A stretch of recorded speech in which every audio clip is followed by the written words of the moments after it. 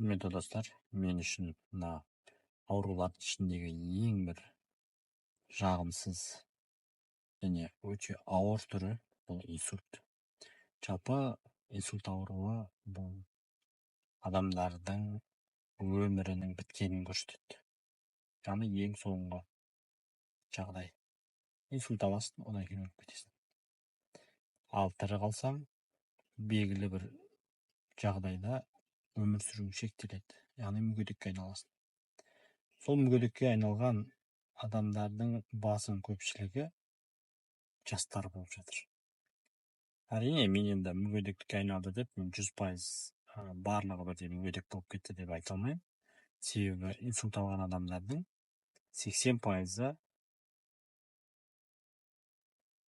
белгілі бір ағзасының, белгілі бір органның зақымдалуы болады. Тек 20% ғана сол ауырмаған сияқты жағдайға өтеді. Яғни инсульт алады, больницаға түседі, невропатологтың емін алады, сөйтеді, жағдайы жақсы болып, ары қарай өзінің өмірін сүріп кетеді. Ал қалған 80% ол ағзалардың барлық зақымдануларын алып келеді. Бауыры, бүйрегі, көзі деген сияқты. Өзіңіз ойлап қараңызшы, жүгіріп жүрсің да, жасың 40-та, немесе 45-те. Жүгіріп жүрсің, жұмыс істеп жүрсің, таласып жүрсің, ертең ананы істеймін, бүгін мынаны істеймін деп жүрсің. Бүгін тарс, инсульт алып қалды. Әрине, адамға ойына келмейтін нәрсе, оны ешкім алдын ала ойланбайды, мен бүгін инсульт аламын, или бір нәрсе деп. Тек қана оны алдын ала сондай болатынын адамның психоэмоциональдық состояниесі ғана айқындай алады екен. Яғни барлығымыз, біз адам баласы, сол бір инсульт алатын уақытта өзіміз соны біледі екенбіз.